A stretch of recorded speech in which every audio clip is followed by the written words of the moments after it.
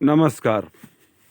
इस वीडियो में हम लोग स्टैंडर्ड 9th का लास्ट चैप्टर आधुनिक विश्व में चरवाहे पढ़ने वाले हैं।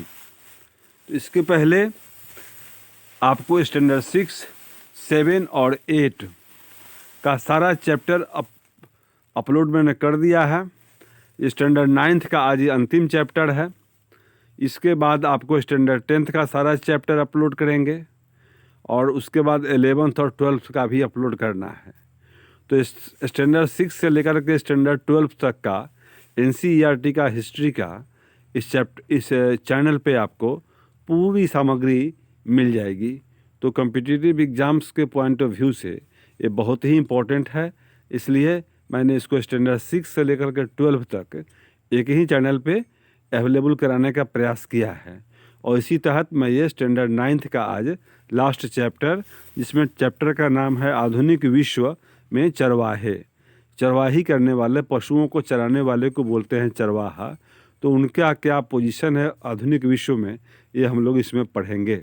ठीक है, तो ये स्टैंडर्ड 9th का अंतिम चैप्टर आधुनिक विश्व में चरवाहे, हिस्ट्री, NCERT बुक। इस अध्याय में आप घुमंतू चरवाहों के बारे में पढ़ेंगे। घुमंतू ऐसे लोग होते हैं जो किसी एक जगह टिक कर नहीं रहते, बल्कि रोजी रोटी के जुगाड़ में यहाँ से वहाँ घूमते रहते हैं। देश के कई हिस्सों में हम घुमंतू चरवाहों को अपने जानवरों के साथ आते जाते देख सकते हैं। चरवाहों की किसी टोली के पास भेड़ बकरियों का रेवड़ या झुंड होता है, तो किसी के पास ऊंट या अन्य मवेशी रहते हैं। क्या उन्हें देखकर आपने कभी इस बारे में सोचा है कि वे कहाँ से आए हैं और कहाँ जा रहे हैं? बस, क्या आपको पता है कि वे कैसे रहते हैं, उनकी आमदनी के साधन क्या हैं और उनका अतीत क्या था? चरवाहों को इतिहास की पुस्तकों में विरले ही जगह मिल पाती है। जब भी आप अर्थव्यवस्था के बारे में पढ़ते हैं, फिर चाहे वह इतिहास की कक्षा हो या अर्थशास्त्र की, सिर्फ कृषि और उद्योगों के बारे में ही पढ़ते हैं। कभी कभार इन कक्षाओं में कारीगरों के बारे में भी पढ़ने को मिल जाता है, लेकिन चरवाहों के बारे में ज़्यादा कुछ नहीं मिलता, मानो उनकी ज़िंदगी का कोई मतलब ही ना हो। अक्सर मान लिया जाता है कि वे ऐसे लोग हैं जिनके लिए आज की दुनिया में कोई जगह नहीं है, जैसे उनका दौर बीत चुका हो। इस अध्याय में आप देखेंगे कि भारत और अफ्रीका जैसे समाजों में चरवाही का कितना महत्व था। चरवाही मतलब पशुओं को चराना। यहाँ आप जानेंगे कि उपनिवेशवाद ने उनकी ज़िंदगी पर कितना गहरा असर डाला है। इन समुदायों ने आधुनिक समाज के दबावों का किस तरह सामना किया है। इस भाग में हम पहले भारत और उसके बाद अफ्रीका के चरवाहों की ज़िंदगी का अध्ययन करेंगे। तो मेरे दोस्तों, इतिहास क्या है? एक कहानी है।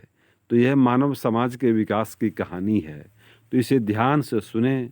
कहानी समझकर आपको सारा कुछ याद हो जाएगा और आप किसी भी प्रतियोगी परीक्षा में पास करने के योग्य हो जाएंगे।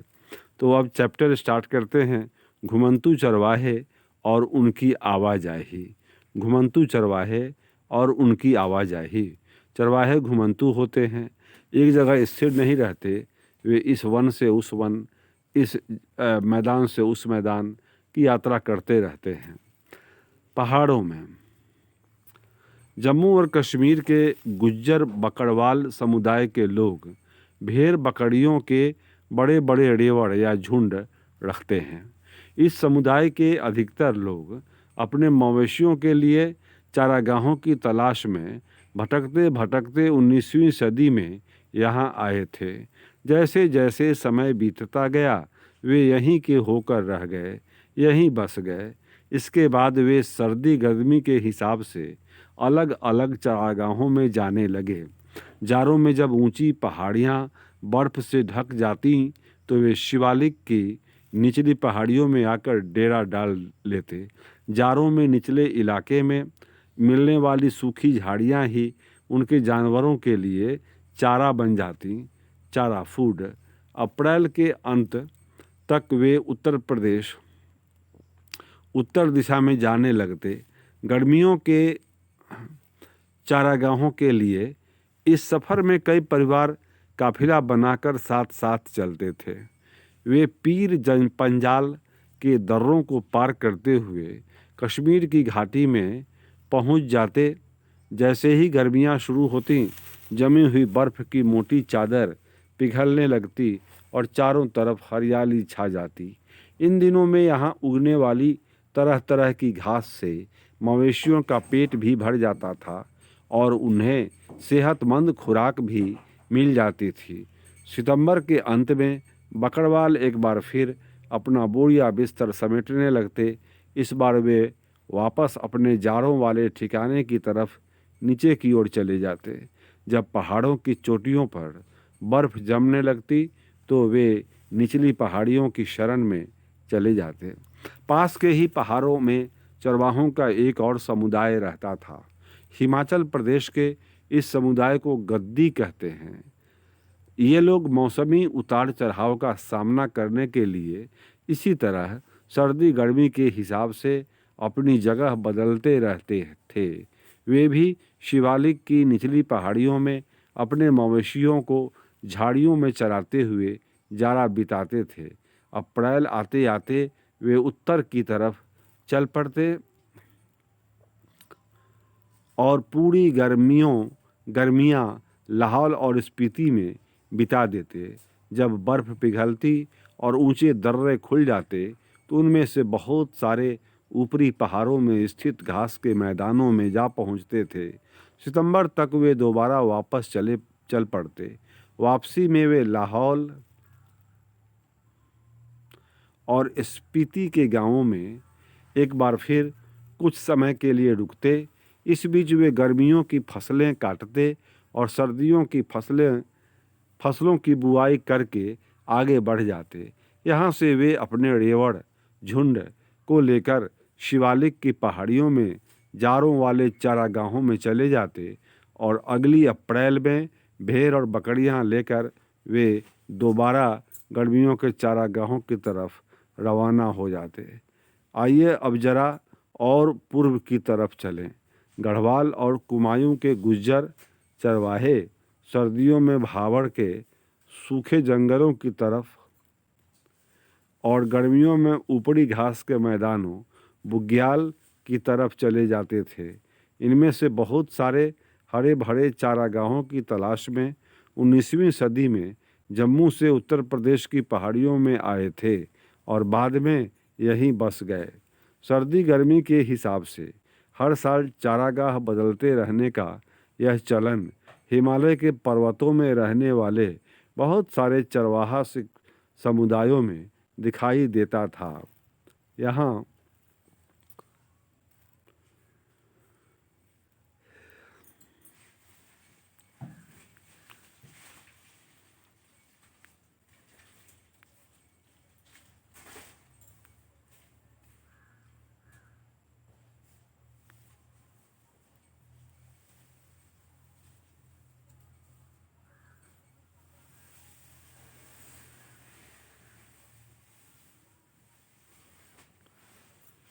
आइए अब जरा और पूर्व की तरफ चलें।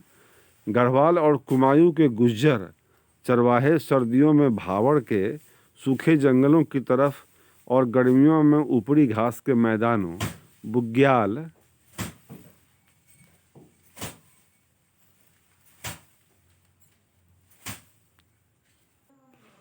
आइए अब जरा और पूर्व की तरफ चलें। गढ़वाल और कुमायूं के गुज्जर चरवाहे सर्दियों में भावड़ के सूखे जंगलों की तरफ और गर्मियों में ऊपरी घास के मैदानों बुग्याल की तरफ चले जाते थे। ये भावड़ क्या है और बुग्याल क्या है? तो भावड़ है, इसके विषय में आपको यहाँ दिया हुआ है। ये भावड़ गढ़वाल और कुमायूं के इलाके में पहाड़ियों के निचले हिस्से के आसपास पाए जाने वाला शुष्क या सूखे जंगल का इलाका कहलाता है भाबड़। अब बुग्याल ऊंचे पहाड़ों में स्थित घास के मैदान। ठीक है, तो ये इनमें से बहुत सारे हरे भरे चारागाहों की तलाश में 19वीं सदी में जम्मू से उत्तर प्रदेश की पहाड़ियों में आए थे और बाद में यहीं बस गए। सर्दी गर्मी के हिसाब से हर साल चारागाह बदलते रहने का यह चलन हिमालय के पर्वतों में रहने वाले बहुत सारे चरवाहा समुदायों में दिखाई देता था। यहाँ के भोटिया, शेरपा और किन्नौरी समुदाय के लोग भी इसी तरह के चरवाहे थे। ये सभी समुदाय मौसमी बदलावों के हिसाब से खुद को ढालते थे और अलग अलग इलाकों में पड़ने वाले चारागाहों का बेहतरीन इस्तेमाल करते थे। जब एक चरवाहा की हरियाली ख़त्म हो जाती थी या इस्तेमाल के काबिल जब एक चारागाह की हरियाली ख़त्म हो जाती थी या इस्तेमाल के काबिल नहीं रह जाती थी तो वे किसी और चारागाह की तरफ चले जाते थे। इस आवाजाही से चारागाह ज़रूरत से ज़्यादा इस्तेमाल से भी बच जाते थे और उन्हें दोबारा हरियाली और ज़िंदगी भी उनमें लौट आती थी। पठारों, मैदानों और रेगिस्तानों में चरवाहे सिर्फ पहाड़ों में ही नहीं रहते थे, वे पठारों, मैदानों और रेगिस्तानों में भी बहुत बड़ी संख्या में मौजूद थे। धंगर महाराष्ट्र का एक जाना पहचाना चरवाहा समुदाय है। 20वीं सदी की शुरुआत में इस समुदाय की आबादी लगभग 4,67,000 थी। उनमें से ज़्यादातर गरेड़िए या चरवाहे थे। हालांकि कुछ लोग कंबल और चादरें भी बनाते थे, जबकि कुछ भैंस पालते थे। धंगर गरेड़िए बरसात के दिनों में महाराष्ट्र के मध्य पठारों में रहते थे। यह एक अर्ध शुष्क इलाका था जहां बारिश बहुत कम होती थी और मिट्टी भी खास उपजाऊ नहीं थी। चारों तरफ सिर्फ कटीली झाड़ियां होती थीं। बाजरे जैसी सूखी फसलों के अलावा यहाँ और कुछ नहीं उगता था। मॉनसून में यह पट्टी धंगरों के जानवरों के लिए एक विशाल चारागाह बन जाती थी। अक्टूबर के आसपास धंगर बाजरे की कटाई करते थे और चारागाहों की तलाश में पश्चिम की तरफ चल पड़ते थे। करीब महीने भर पैदल चलने के बाद वे अपने रेवरों के साथ कोंकण के इलाके में जाकर डेरा डाल देते थे। अच्छी बारिश और उपजाऊ मिट्टी की बदौलत इस इलाके में खेती खूब होती थी। कोंकणी किसान भी इन चरवाहों का दिल खोलकर स्वागत करते थे। जिस समय धंगर कोंकण पहुंचते थे, उसी समय कोंकण के किसानों को खरीफ की फसल काटकर अपने खेतों को रबी की फसल के लिए दोबारा उपजाऊ बनाना होता था। धंगरों के मवेशी खरीफ की कटाई के बाद खेतों में बच रही ठूठों को खाते थे। माने पौधे के अवशेष, फसल काट ली गई और खेत में फसल रह गई, उसका पेड़ रह गया, उसको बोलते हैं ठूठ। तो और उनके गोबर से खेतों को खाद मिल जाती थी। कोंकणी किसान धंगरों को चावल भी देते थे, जिन्हें वे वापस अपने पठारी इलाके में ले जाते थे, क्योंकि यहाँ इस तरह के अनाज बहुत कम होते थे। मानसून की बारिश शुरू होते ही धंगर कोंकण और तटीय इलाके छोड़कर सूखे पठारों की तरफ लौट जाते थे, क्योंकि भेड़ें गीले मानसूनी हालात को बर्दाश्त नहीं कर पाती। इस प्रकार से चरवाहे मौसम के हिसाब से अपना स्थान बदलते रहते थे। कर्नाटक और आंध्र प्रदेश में भी सूखे मध्य पठार घास और पत्थरों से अटे पड़े थे। इनमें मवेशियों, भेड़ बकरियों और गड़ेड़ियों का ही बसेरा रहता था। यहाँ गोल्ला समुदाय के लोग गोल्ला गाय भैंस पालते थे, जबकि कुरुमा और कुरुबा समुदाय भेड़ बकरियां पालते थे। हाथ के बुने कंबल बेचते थे। ये लोग जंगलों और छोटे छोटे खेतों के आसपास रहते थे। वे अपने जानवरों की देखभाल के साथ साथ कई दूसरे काम धंधे भी करते थे। पहाड़ी चरवाहों के विपरीत यहाँ के चरवाहों का एक स्थान से दूसरे स्थान जाना सर्दी गर्मी से तय नहीं होता था। ये लोग बरसात और सूखे मौसम के हिसाब से अपनी जगह बदलते थे। सूखे महीनों में वे तटीय इलाकों की तरफ चले जाते थे, जबकि बरसात शुरू होने पर वापस चले आते थे।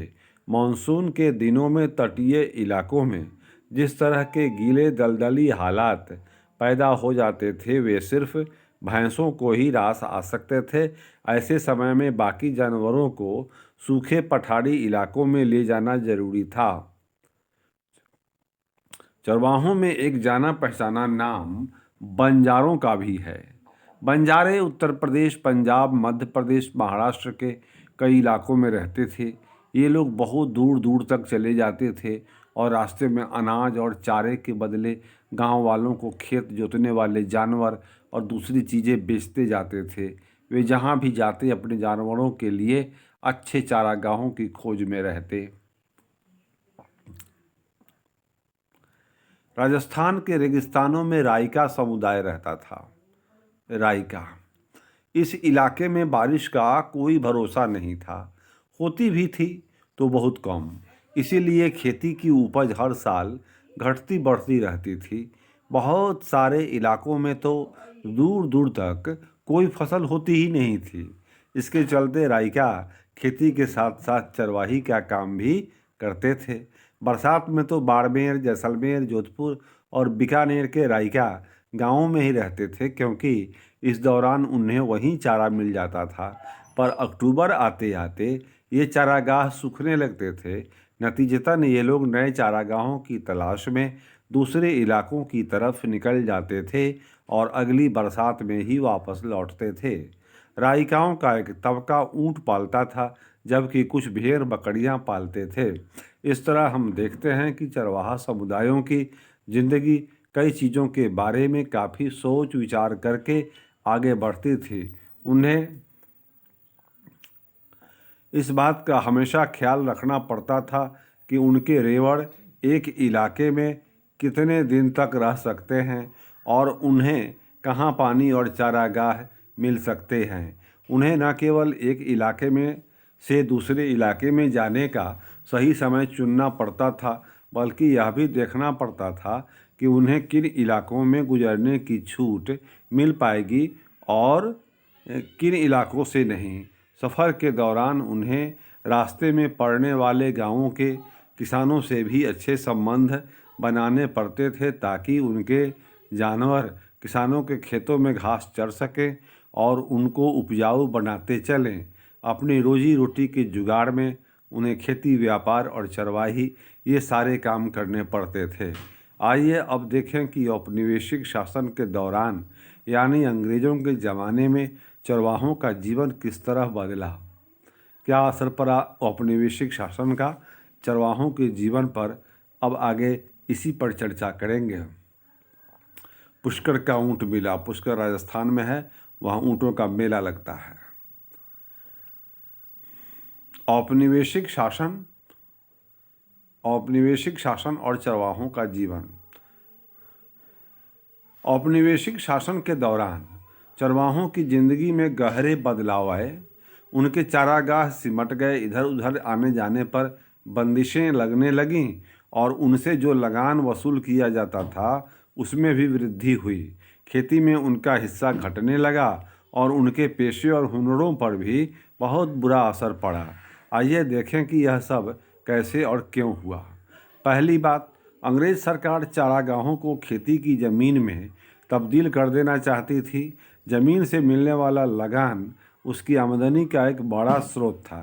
खेती का क्षेत्रफल बढ़ने से सरकार की आय में बढ़ोतरी हो सकती थी। इतना ही नहीं, इससे जूट, कपास, गेहूं और अन्य खेतीहर चीज़ों के उत्पादन में भी इजाफा हो जाता, जिनकी इंग्लैंड में बहुत ज़्यादा ज़रूरत रहती थी। अंग्रेज अफसरों को बिना खेती की ज़मीन का कोई मतलब समझ में नहीं आता था। उससे न तो लगान मिलता था और ना ही उपज। अंग्रेज ऐसी ज़मीन को बेकार मानते थे। उसे खेती के लायक बनाना जरूरी था। इसी बात को ध्यान में रखते हुए 19वीं शताब्दी के मध्य से देश के विभिन्न भागों में प्रति भूमि विकास के लिए नियम बनाए जाने लगे। इन कायदे कानूनों के जरिए सरकार गैर खेतीहर ज़मीन को अपने कब्जे में लेकर कुछ खास लोगों को सौंपने लगी। इन लोगों को कई तरह की रियायतें दी गईं और इस ज़मीन को खेती के लायक बनाने और उस पर खेती करने के लिए जमकर बढ़ावा दिया गया। ऐसे कुछ लोगों को गांव का मुखिया बना दिया गया। इस तरह कब्जे में ली गई ज़्यादातर ज़मीन चारागाहों की थी, जिनका चरवाहे नियमित रूप से इस्तेमाल किया करते थे। इस तरह खेती के फैलाव से चारागाह सिमटने लगे और चरवाहों के लिए समस्याएं पैदा होने लगीं। दूसरी बात, 19वीं सदी के मध्य तक आते आते देश के विभिन्न प्रांतों में वन अधिनियम भी पारित किए गए। इन कानूनों की आड़ में सरकार ने ऐसे कई जंगलों को आरक्षित वन घोषित कर दिया जहां देवदार या साल जैसी कीमती लकड़ी पैदा होती थी। इन जंगलों में चरवाहों के घुसने पर पाबंदी लगा दी गई। कई जंगलों को सुरक्षित घोषित कर दिया गया।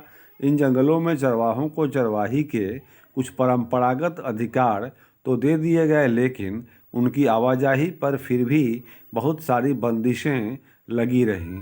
औपनिवेशिक अधिकारियों को लगता था कि पशुओं के चरने से छोटे जंगली पौधे और पेड़ों की नई कोपलें नष्ट हो जाती हैं। उनकी राय में चरवाहों के रेवड़ छोटे पौधों को कुचल देते हैं और कोंपलों को खा जाते हैं, जिससे नए पेड़ों की बढ़त रुक जाती है। वन अधिनियमों ने चरवाहों की जिंदगी बदल डाली। अब उन्हें उन जंगलों में जाने से रोक दिया गया जो पहले मवेशियों के लिए बहुमूल्य चारे का स्रोत थे। जिन क्षेत्रों में उन्हें प्रवेश की छूट दी गई, वहाँ भी उन पर कड़ी नज़र रखी जाती थी। जंगलों में दाखिल होने के लिए उन्हें परमिट लेना पड़ता था। जंगल में उनके प्रवेश और वापसी की तारीख पहले से तय होती थी और वह जंगल में बहुत कम ही दिन बिता सकते थे। अब चरवाहे किसी जंगल में ज़्यादा समय तक नहीं रह सकते थे, भले ही वहाँ चारा कितना ही हो, घास कितनी भी क्यों न हो और चारों तरफ घनी हरियाली हो। उन्हें इसलिए निकलना पड़ता था क्योंकि अब उनकी ज़िंदगी वन विभाग द्वारा जारी किए गए परमिटों के अधीन थी। परमिट में पहले ही लिख दिया जाता था कि वह कानूनन कब तक जंगल में रहेंगे। अगर वह समय सीमा का उल्लंघन करते तो उन पर जुर्माना लगा दिया जाता। तीसरी बात, अंग्रेज अफसर घुमंतू किस्म के लोगों को शक की नज़र से देखते थे। वे गांव-गांव जाकर अपनी चीज़ें बेचने वाले कारीगरों और व्यापारियों और अपने रेवर के लिए झुंड के लिए जानवरों के झुंड के लिए हर साल नए नए चारागाहों की तलाश में रहने लगे। रहने वाले हर मौसम में अपनी रिहाइश बदल लेने वाले चरवाहों पर यकीन नहीं कर पाते थे। उनको शक होता था। वे चाहते थे कि ग्रामीण जनता गांवों में रहे, उनकी रिहाइश और खेतों पर उनके अधिकार तय हों। इस तरह की आबादी की पहचान करना और उसको नियंत्रित करना ज़्यादा आसान था। जो एक जगह टिक कर रहती थी, ऐसे लोगों को शांतिप्रिय और कानून का पालन करने वाला माना जाता था। घुमंतुओं को अपराधी माना जाता था। घुमंतुओं को 1871 में औपनिवेशिक सरकार ने अपराधी जनजाति अधिनियम क्रिमिनल ट्राइब्स एक्ट पारित किया। इस कानून के तहत दस्तकारों, व्यापारियों और चरवाहों के बहुत सारे समुदायों को अपराधी समुदायों की सूची में रख दिया गया। उन्हें कुदरती और जन्मजात अपराधी घोषित कर दिया गया। इस कानून के लागू होते ही ऐसे सभी समुदायों को कुछ खास अधिसूचित गांवों बस्तियों में बस जाने का हुक्म सुना दिया गया। उनकी बिना परमिट आवाजाही पर रोक लगा दी गई। ग्राम्य पुलिस उन पर सदा नज़र रखने लगी। चौथी बात, अपनी आमदनी बढ़ाने के लिए अंग्रेज़ों ने लगान वसूलने का हर संभव रास्ता अपनाया। उन्होंने ज़मीन, नहरों के पानी, नमक, खरीद फरोख्त की चीज़ों और यहाँ तक कि मवेशियों पर भी टैक्स वसूलने का ऐलान कर दिया। चरवाहों ने से चारागाहों में चरने वाले एक एक जानवर पर टैक्स वसूल किया जाने लगा। देश के ज़्यादातर चरवाही इलाकों में 19वीं सदी के मध्य से ही चरवाही टैक्स लागू कर दिया गया था। प्रति मवेशी टैक्स की दर तेजी से बढ़ती चली गई और टैक्स वसूली की व्यवस्था दिनों दिन मजबूत होती गई। 1850 से 1880 के दशकों के बीच टैक्स वसूली का काम बाकायदा बोली लगाकर ठेकेदारों को सौंपा जाता था। ठेकेदारी पाने के लिए ठेकेदार सरकार को जो पैसा देते थे उसे वसूल करने और साल भर में ज़्यादा से ज़्यादा मुनाफा बनाने के लिए वे जितना चाहे उतना कर वसूल सकते थे। 1880 के दशक तक आते आते सरकार ने अपने कारिंदों के माध्यम से सीधे चरवाहों से ही कर वसूलना शुरू कर दिया। हर एक चरवाहे को एक पास जारी कर दिया गया। किसी भी चारागाह में दाखिल होने के लिए चरवाहों को पास दिखाकर टैक्स अदा करना पड़ता था। चरवाहे के साथ कितने जानवर हैं और उसने कितना टैक्स चुकाया है, इस बात को उसके पास में दर्ज किया जाता था।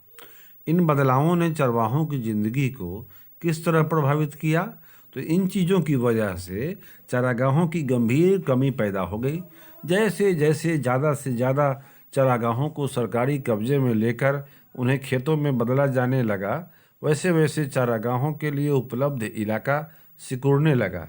इसी तरह जंगलों के आरक्षण का नतीजा यह हुआ कि गड़ेरिये और पशुपालक अब अपने मवेशियों को जंगलों में पहले जैसी आज़ादी से नहीं चरा सकते थे। जब चारागाह खेतों में बदलने लगे तो बचे खुचे चारागाहों में चरने वाले जानवरों की तादाद बढ़ने लगी। इसका नतीजा यह हुआ कि चारागाह सदा जानवरों से भरे रहने लगे। अब तक तो घुमंतू चरवाहे अपने मवेशियों को कुछ दिन तक ही एक इलाके में चराते थे और उसके बाद किसी और इलाके में चले जाते थे। इस अदला बदली की वजह से पिछले चारागाह भी फिर से हरे भरे हो जाते थे, लेकिन चरवाहों की आवाजाही पर लगी बंदिशों और चारागाहों के बेहिसाब इस्तेमाल से चारागाहों का स्तर गिरने लगा। जानवरों के लिए चारा कम पड़ने लगा। फलस्वरूप जानवरों की सेहत और तादाद भी गिरने लगी। चारे की कमी और जब तब पड़ने वाले अकाल की वजह से कमज़ोर और भूखे जानवर बड़ी संख्या में मरने लगे। चरवाहों ने इन बदलावों का सामना कैसे किया? इन बदलावों पर चरवाहों की प्रतिक्रिया कई रूपों में सामने आई। कुछ चरवाहों ने तो अपने जानवरों की संख्या ही कम कर दी। अब बहुत सारे जानवरों को चराने के लिए पहले की तरह बड़े बड़े और बहुत सारे मैदान नहीं बचे थे। जब पुराने चारागाहों का इस्तेमाल करना मुश्किल हो गया तो कुछ चरवाहों ने नए नए चारागाह ढूंढ लिए। मिसाल के तौर पर ऊँट और भेड़ पालने वाले राइका 1947 के बाद न तो सिंध में दाखिल हो सकते थे और न सिंध नदी के किनारे अपने जानवरों को चरा सकते थे। भारत और पाकिस्तान के बीच खींच दी गई नई सीमा रेखा ने उन्हें उस तरफ जाने से रोक दिया। जाहिर है अब उन्हें जानवरों को चराने के लिए नई जगह ढूंढनी थी। अब वे हरियाणा के खेतों में जमा होने लगे हैं, जहां कटाई के बाद खाली पड़े खेतों में वे अपने मवेशियों को चरा सकते हैं। इसी समय खेतों को खाद की भी ज़रूरत रहती है उन्हें उन जानवरों के मल मूत्र से मिल जाती है। समय गुजरने के साथ कुछ धनी चरवाहे जमीन खरीदकर एक जगह बस कर रहने लगे। उनमें से कुछ नियमित रूप से खेती करने लगे, जबकि कुछ व्यापार करने लगे। जिन चरवाहों के पास ज़्यादा पैसा नहीं था, वे सूदखोरों से ब्याज पर कर्ज लेकर दिन काटने लगे। इस चक्कर में बहुतों के मवेशी भी हाथ से जाते रहे और वे मजदूर बनकर रह गए। वे खेतों या छोटे मोटे कस्बों में मजदूरी करते दिखाई देने लगे। इन सब के बावजूद चरवाहे न केवल आज भी जिंदा हैं, बल्कि हाल के दशकों में कई जगह तो उनकी संख्या में वृद्धि भी हुई है। जब भी किसी इलाके के चारागाहों में उनके दाखिले पर रोक लगा दी जाती, तो वे अपनी दिशा बदल लेते, रेवड़ छोटा कर लेते और नई दुनिया के मिजाज से तालमेल बिठाने के लिए दूसरे काम धंधे भी करने लगते। बहुत सारे पारिस्थितिक विज्ञानी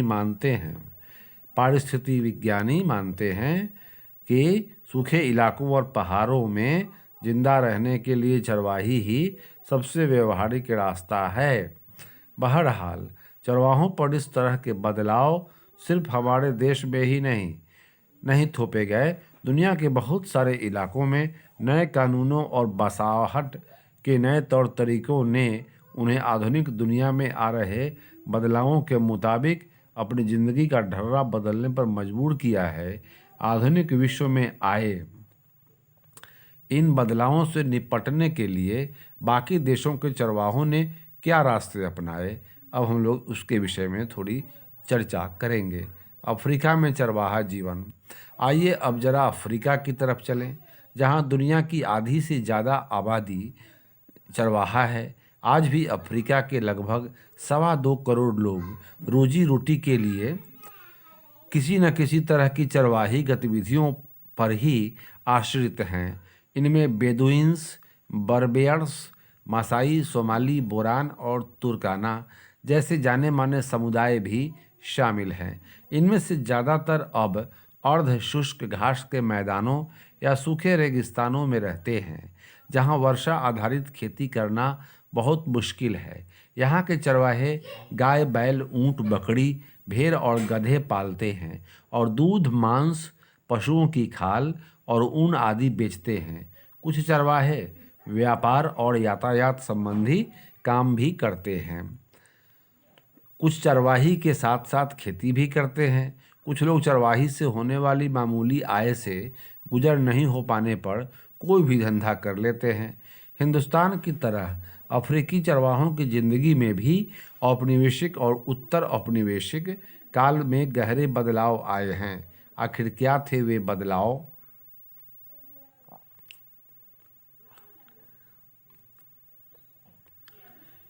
इन परिवर्तनों को हम चरवाहों के एक खास समुदाय के माध्यम से समझने की कोशिश करेंगे। चलिए इसके लिए मासाई नामक समुदाय को चुन लेते हैं। मासाई पशुपालक मोटे तौर पर पूर्वी अफ्रीका के निवासी हैं। इनमें से लगभग 3 लाख दक्षिणी कीनिया में और करीब 1.5 लाख तंजानिया में रहते हैं। अभी हम देखेंगे कि नए कानूनों और बंदिशों ने किस तरह न केवल उनकी ज़मीन उनसे छीन ली, बल्कि उनकी आवाजाही पर भी बहुत सारी पाबंदियां थोप दी हैं। इन कानूनों के कारण सूखे के दिनों में उनकी ज़िंदगी गहरे तौर पर बदल गई है और उनके सामाजिक संबंध भी एक नई शक्ल में ढल गए हैं। चरागाहों का क्या हुआ? मसाइयों की समस्या सबसे बड़ी समस्या यह रही है कि उनके चारागाह दिनों दिन सिमटते जा रहे हैं। औपनिवेशिक शासन से पहले मसाई लैंड का इलाका उत्तरी कीनिया से लेकर तंजानिया के घास के मैदानों, जिसे स्टेपीज कहते हैं, तक फैला हुआ था। 19वीं सदी के आखिर में यूरोप की साम्राज्यवादी ताकतों ने अफ्रीका में कब्जे के लिए मार काट शुरू कर दी और बहुत सारे इलाकों को छोटे छोटे उपनिवेशों में तब्दील करके अपने अपने कब्जे में ले लिया। 1885 में ब्रिटिश कीनिया और जर्मन तांगाइका के बीच एक अंतर्राष्ट्रीय सीमा खींचकर मासाई लैंड के 2 बराबर बराबर टुकड़े कर दिए गए। बाद के सालों में सरकार ने घोड़ों को बसाने के लिए बेहतरीन चारागाहों को अपने कब्जे में ले लिया। मासाइयों को दक्षिणी कीनिया और उत्तरी तंजानिया के छोटे से इलाके में समेट दिया गया। औपनिवेशिक शासन से पहले मासाइयों के पास जितनी जमीन थी उसका लगभग 60% हिस्सा उनसे छीन लिया गया। उन्हें ऐसे सूखे इलाके में कैद कर दिया गया जहां न तो अच्छी बारिश होती थी और न ही हरे भरे चारागाह थे। 19वीं सदी के अंतिम सालों से ब्रिटिश औपनिवेशिक सरकार पूर्वी अफ्रीका में भी स्थानीय किसानों को अपनी खेती के क्षेत्रफल को ज़्यादा से ज़्यादा फैलाने के लिए प्रोत्साहित करने लगी। जैसे जैसे खेती का प्रसार हुआ वैसे वैसे चारागाह खेतों में तब्दील होने लगे। अंग्रेज़ों के आने से पहले मासाई आर्थिक और राजनीतिक दोनों स्तर पर अपने किसान पड़ोसियों पर भारी पड़ते थे।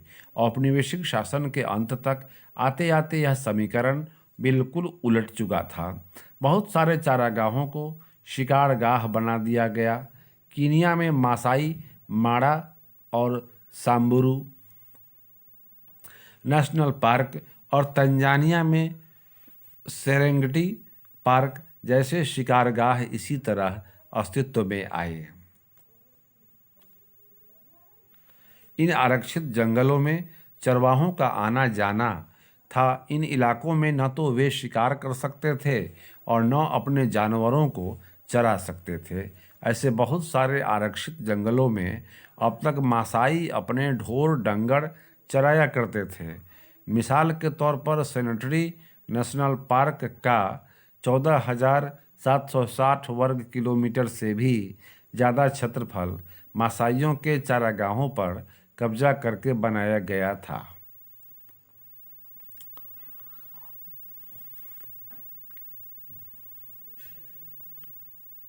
अच्छे चारागाहों और जल संसाधनों के हाथ से निकल जाने की वजह से उस छोटे से इलाके पर दबाव बहुत ज़्यादा बढ़ गया, जिसमें मासाइयों को धकेल दिया गया था। एक छोटे से इलाके में लगातार चराई का नतीजा यह हुआ कि चारागाहों का स्तर गिरने लगा, चारे की हमेशा कमी रहने लगी, मवेशियों का पेट भरना एक अस्थायी समस्या बन गया, सरहदें बंद हो गईं। 19वीं सदी में चरवाहे चारागाहों की खोज में बहुत दूर दूर तक चले जाते थे। जब एक जगह के चारागाह सूख जाते थे तो वे अपने रेवड़ लेकर किसी और जगह चले जाते थे। लेकिन 19वीं सदी के आखिरी दशकों से औपनिवेशिक सरकार अर्थात अंग्रेज़ों की सरकार उनकी आवाजाही पर तरह तरह की पाबंदियां लगाने लगी। मासाइयों की तरह अन्य चारागाहों को भी विशेष आरक्षित इलाकों की सीमाओं में कैद कर दिया गया। अब ये समुदाय इन आरक्षित इलाकों की सीमाओं के पार आ जा नहीं सकते थे। वे विशेष परमिट लिए बिना अपने जानवरों को लेकर बाहर नहीं जा सकते थे। लेकिन परमिट हासिल करना भी कोई आसान काम नहीं था। इसके लिए उन्हें तरह तरह की बाधाओं का सामना करना पड़ता था और उन्हें तंग किया जाता था। अगर कोई नियमों का पालन नहीं करता तो उसे कड़ी सज़ा दी जाती थी। चरवाहों को घोड़ों के इलाके में पड़ने वाले बाज़ारों में दाखिल होने से भी रोक दिया गया। बहुत सारे इलाकों में तो वे कई तरह के व्यापार भी नहीं कर सकते थे। बाहर से आए घोड़े और यूरोपीय औपनिवेशिक अफसर उन्हें खतरनाक और बर्बर स्वभाव वाला मानते थे। उनकी नज़र में ये ऐसे लोग थे जिनके साथ कम से कम संबंध रखना ही उचित था। लेकिन इन स्थानीय लोगों से किसी भी तरह के संबंध न रखना भी मुमकिन नहीं था। आखिर खानों से माल निकालने, सड़कें बनाने और शहर बसाने के लिए गोरों को इन कालों के श्रम का ही तो भरोसा था। नई सरहदों ने चरवाहों की जिंदगी रातों रात बदल डाली। नई पाबंदियों और बाधाओं की आड़ में उन्हें प्रताड़ित किया जाने लगा और वे छोटे से छोटे इलाके में खुद को कैद सा महसूस करने लगे। इससे उनकी चरवाही और चरवाही और व्यापारिक दोनों तरह की गतिविधियों पर बहुत बुरा असर पड़ा।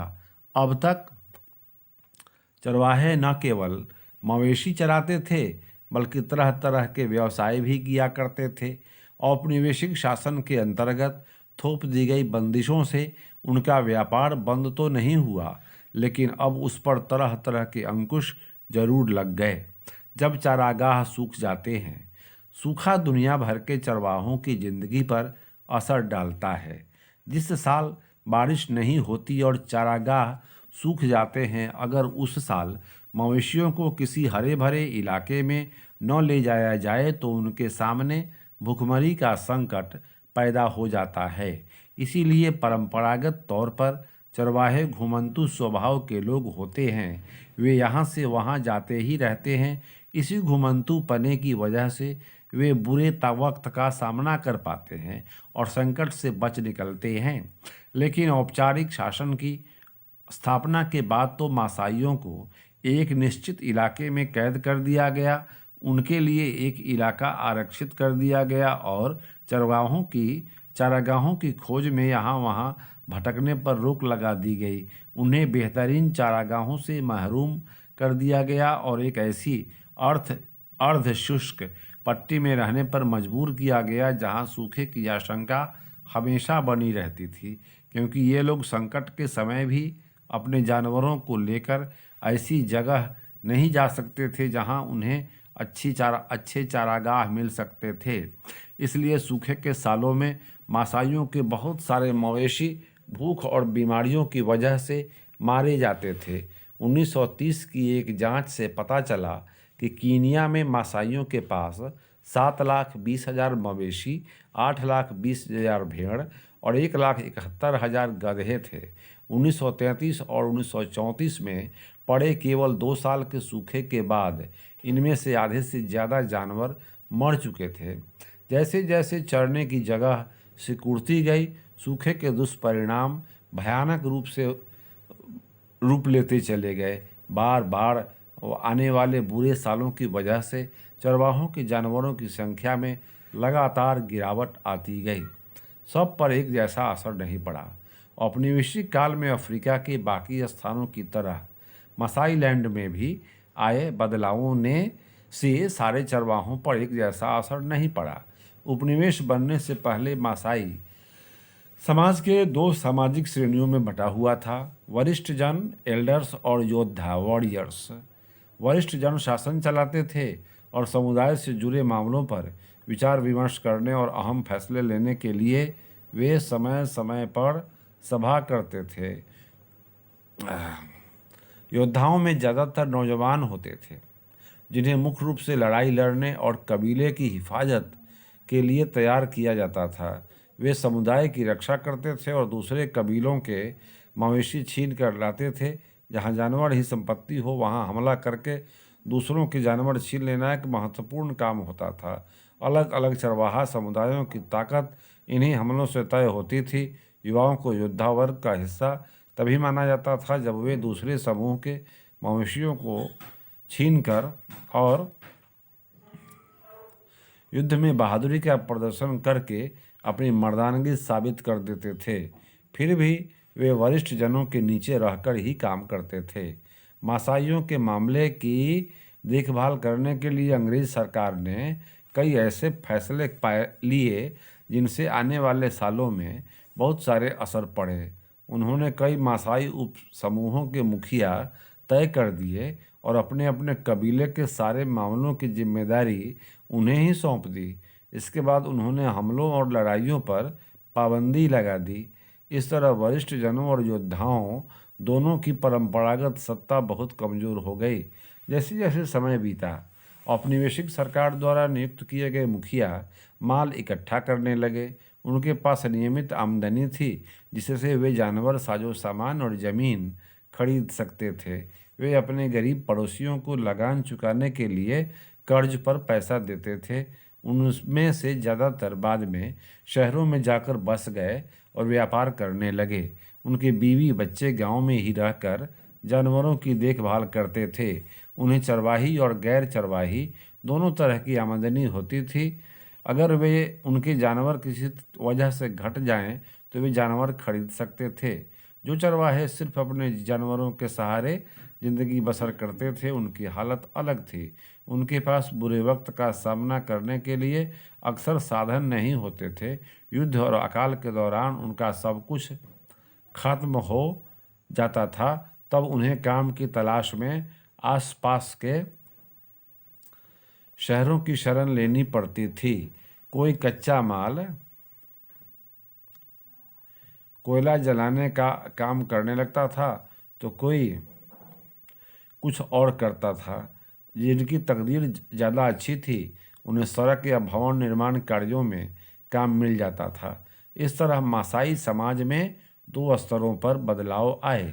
पहला, वरिष्ठ जनों और योद्धाओं के बीच उम्र पर आधारित परंपरागत फर्क पूरी तरह खत्म भले ही न हुए पर बुरी तरह अस्त व्यस्त जरूर हो गए। दूसरा, अमीर और गरीब चरवाहों के बीच नया भेदभाव पैदा हुआ। निष्कर्ष क्या निकला इस पाठ का? इस तरह हम देखते हैं कि आधुनिक विश्व में आए बदलावों से दुनिया के अलग अलग चरवाहा समुदायों पर अलग अलग तरह के असर पड़े हैं। नए कानूनों और सीमाओं ने उनकी आवाजाही का ढर्रा बदल दिया। जैसे जैसे चारागाह खत्म होते गए जानवरों को चराना एक मुश्किल काम होता चला गया और जो चारागाह बचे थे वे भी अत्यधिक इस्तेमाल की वजह से बेकार हो गए। सूखे के समय उनकी समस्याएं पहले से भी ज़्यादा बढ़ गईं क्योंकि तब उनके जानवर बड़ी तादाद में दम तोड़ने लगते थे। अब उनके आने जाने पर बहुत सारी बंदिशें थोप दी गई थीं, इसलिए वे नए चारागाहों की तलाश भी नहीं कर सकते थे। फिर भी चरवाहे बदलते वक्त के हिसाब से खुद को ढालते हैं। वे अपनी सालाना आवाजाही का रास्ता बदल लेते हैं, जानवरों की संख्या कम कर लेते हैं, नए इलाकों में दाखिल होने के लिए हर संभव लेन देन करते हैं और राहत, रियायत और मदद के लिए सरकार पर राजनीतिक दबाव डालते हैं। वे उन इलाकों में अपने अधिकारों को बचाए रखने के लिए अपना संघर्ष जारी रखते हैं जहां से उन्हें खदेड़ने की कोशिश की जाती है और जंगलों के रख रखाव और प्रबंधन में अपना हिस्सा मांगते हैं। चरवाहे अतीत के अवशेष नहीं हैं, वे ऐसे लोग नहीं हैं जिनके लिए आज की आधुनिक दुनिया में कोई जगह नहीं है। पर्यावरणवादी और अर्थशास्त्री अब इस बात को काफ़ी गंभीरता से मानने लगे हैं कि घुमंतू चरवाहों की जीवन शैली दुनिया के बहुत सारे पहाड़ी और सूखे इलाकों में जीवन यापन के लिए सबसे ज़्यादा उपयुक्त है। ठीक है, तो मेरे दोस्तों, ये 9th का सारा चैप्टर आज फिनिश हुआ। आपको जानकर खुशी होगी 8, 7 और 6 का अपलोड हो चुका है। मैं कल से 10th स्टार्ट कर रहा हूँ। 10th का NCERT history 10th NCERT history पढ़ाऊँगा। 10th के बाद में 11th और 12th भी पढ़ाना है। तो अब आपके समक्ष 10th का प्रस्तुत किया जाएगा। उम्मीद करता हूँ कि आपको अच्छा लगेगा। Thank you for viewing. Have a nice